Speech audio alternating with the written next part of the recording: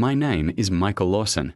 I had worked hard for decades to build my fortune, and finally, I owned a beautiful $8 million lakefront estate in the Pacific Northwest. The property was a dream: sprawling lawns, a private dock, panoramic lake views, and a custom-built mansion with every luxury I could imagine. I moved there to enjoy my family, privacy, and peace after years of stressful corporate life. For the first few years, life was perfect. The HOA was largely hands-off, sending occasional newsletters and minor rules about lawn maintenance. But otherwise, my neighbors respected my privacy. That changed when Karen Mitchell became the HOA president.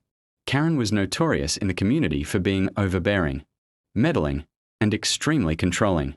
She would patrol neighborhood lawns, demand fines for trivial issues, and send threatening emails about property violations.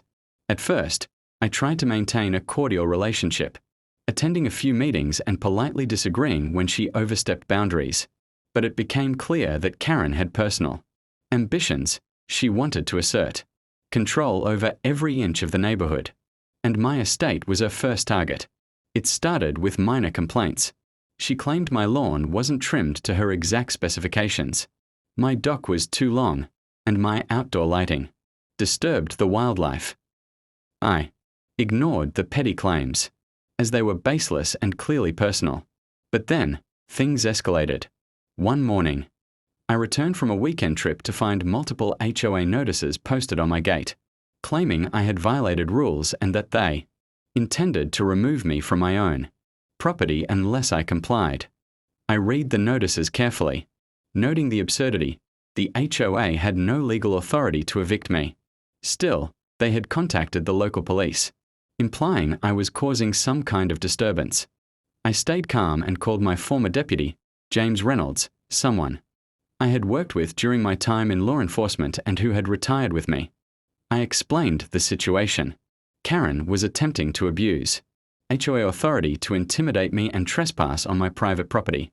James, loyal and quick-thinking, agreed to meet me immediately and assess the situation. By the time I returned home later that day, I saw a small group of HOA board members at the edge of my property, including Karen, walking around with clipboards, pointing at my dock and lawns. I calmly approached, holding my property deed, survey maps, and legal documents proving ownership. "Excuse me," I said, "this is private property.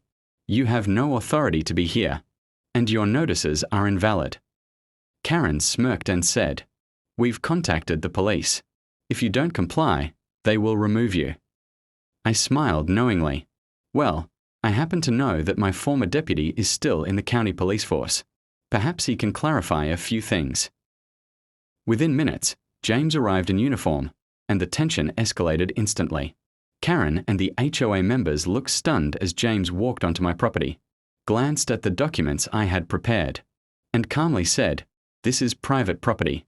The HOA has no legal authority to remove Mr. Lawson or anyone else from their own estate. You need to leave immediately, or I will have to enforce the law." Karen's face turned red. She attempted to argue, claiming procedural authority and community rights. But James interrupted firmly, reading from the relevant state statutes about property rights and HOA powers. "You are trespassing," he said. "All HOA actions that involve coercion or forced removal without court orders are illegal. You must leave now." When Karen continued to protest, James placed her in cuffs on the spot, citing trespassing and harassment. The HOA board members scattered, shocked that the situation had escalated so quickly. I stayed calm, watching as Karen realized that her overreach had backfired spectacularly. After the incident, the HOA sent an official apology, and Karen was removed from her position as president due to multiple complaints and legal scrutiny. I later worked with the county to ensure that HOA authority was clarified and limited, preventing future harassment. My property remained entirely under my control, and my family returned to enjoying our lakefront estate in peace. The experience taught me several lessons. Never underestimate the ambition of an overzealous HOA president. Always keep property documents accessible, and the value of having loyal, professional allies. Most importantly, no one can intimidate you out of your own home if you know your rights and are prepared to enforce them. From that day onward, whenever someone mentioned HOA overreach in the neighborhood, my story was told, the one where a former deputy stepped in, and Karen ended up in cuffs, right on my $8 million lakefront estate. After Karen was placed in cuffs and the board members scattered, a tense silence fell over my lakefront estate. I could feel the adrenaline still rushing through me, but I forced myself to remain calm. My family, who had been watching from the second-floor balcony, looked relieved but stunned. "Dad, I can't believe she actually called the cops," my daughter whispered. I smiled, resting a reassuring hand on her shoulder. She underestimated us. That's the problem with people who think power comes from a title, rather than the law. The next few days were intense. News of Karen's humiliation spread quickly through the neighborhood. Some residents sympathized with her, while others quietly congratulated me for standing my ground. The HOA scrambled to recover its credibility, sending emails and letters trying to justify the president's actions. But every communication only reinforced my position. I hired a local attorney to monitor any claims or counteractions, ensuring that nothing could threaten my ownership or my peace of mind. Despite the initial chaos, I realized the HOA would not stop, trying to assert control if I didn't take preemptive steps. I walked along my private dock one evening, the lake shimmering under the setting sun, thinking strategically. The property was mine, yes, but a wealthy estate like this attracted attention, some good, some bad. I decided to install additional security measures, discrete cameras along the perimeter, motion-sensitive lights, and reinforced gates. I didn't want to escalate conflicts, but I needed to protect my home from further harassment. Weeks later, the HOA attempted to organize a community review of my property. They invited neighbors to inspect my estate under the guise of checking for violations. I responded calmly, inviting the sheriff's office to attend as a neutral third party and reminding everyone that my property was private and inspections required legal permission. On the day of the meeting, several board members arrived, expecting a confrontation. Instead, they found me standing with my attorney and the sheriff quietly observing. I calmly guided them around the permitted areas, pointing out how each feature complied with all laws and HOA regulations. Their smirks vanished as they realized there was no basis for complaint.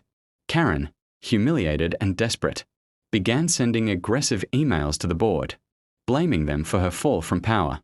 I kept every email, printed copies, and documented every communication.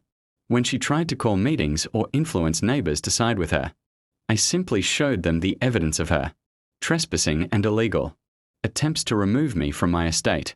Slowly, the neighborhood began to see the truth. Karen was overreaching, reckless, and more interested in control than community. One particularly tense afternoon, a new development occurred. The HOA sent a contractor to the edge of my property, claiming a survey discrepancy and implying they needed to measure parts of my lawn. I immediately called my former deputy James, who arrived within minutes. The contractor was taken aback to see James step out of the patrol SUV.